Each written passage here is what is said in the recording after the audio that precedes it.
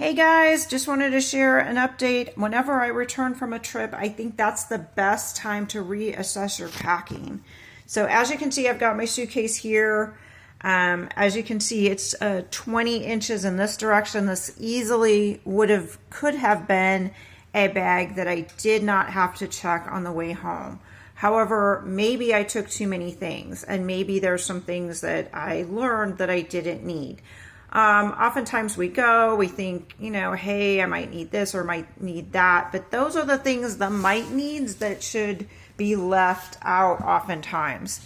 Case in point, if I dig down, and as you can see, I literally left this like this so you can kind of see what's in here. Let's see, I know for a fact, shoes. I took an extra pair of shoes, and for me, I kind of live in my hiking boots on an outdoorsy trip like Alaska. So I probably didn't need the extra pair of shoes. I always have a pair of shoes to wear in hotels, like a little pair of flip-flops, or whatever you're comfortable with in your hotel room, or to walk out into the lobby and make a cup of coffee or get your tea, whatever that might look like. But down in here somewhere is an extra pair of shoes. So that took up, as you can see, even though they didn't take up a lot of room, that's extra space that could have been maybe just left empty. Yes, left empty. So, maybe if I wanted to bring something back, I would have had extra space. So there's this extra pair of shoes. And let's see, what else? I also honestly know that I took an extra pairs of socks, which in my case, I did use these, so that was fine. So I wouldn't have eliminated those. Tripod, and this is a tough one for photographers. Will you or will you not use the tripod? And this can be a hard decision. This one, as you can see, and yes, this is a messy suitcase right now since I just got home. This measures exactly 19 inches. So it does fit nicely in between the indented part in the bottom of my suitcase. So it doesn't take up a huge amount of room, but if you don't use it, it is extra weight and it does take up extra space. So Alaska was a road trip. Going out for the Northern Lights, yes. Did I need a tripod? Yes. Could have I lived without the tripod? Possibly. If you're going out with a guide, oftentimes you can borrow or rent a tripod. So then it comes down to a little bit of expense, or how well you know the guide, or how willing they might be to rent you a tripod for 1 or 2 evenings. Other things you can use as tripods. There are a lot of smaller tripods that are probably half this size. The question becomes, are they going to be sturdy enough for the camera you're using? If you're just going to use your cell phone, which a lot of the cell phones now are capable of doing aurora photography, that's a post for another day. You could get away with a much smaller tripod.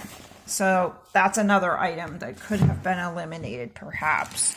And again, it's personal choice. If you really feel like you're going to use it, then by all means take it. Some people wouldn't have taken this extra purse. For me, this was invaluable every day. This was my day pack. It could fit a camera. It could fit some cash. It could fit batteries. It could even fit, as you can see, this extra woolly hat if it was cold and rainy. And also, in a place like Alaska or any fall destination this time of year, having a pair of nice gloves. And I like these because these are fingerless, so I can still use my devices, whether that's my cell phone or camera, to take pictures.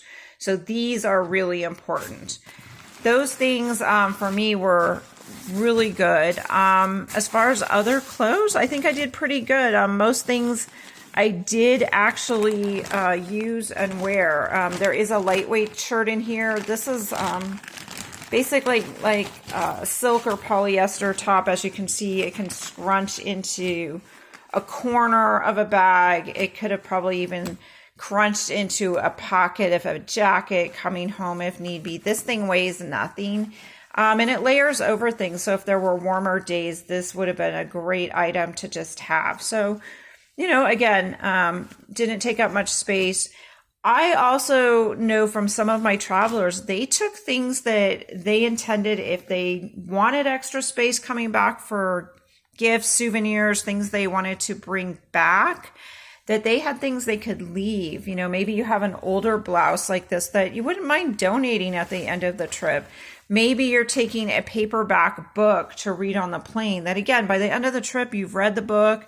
You leave it at your last destination. Leave it with a hotel clerk or in a bed and breakfast or at an inn. Leave it for the next guest. I've even heard sometimes people leave them on the airplane seats. Now, I don't know what happens to the books left on airplane seats, if they just get chucked in the trash or if the next traveler actually gets a chance to pick it up and read it.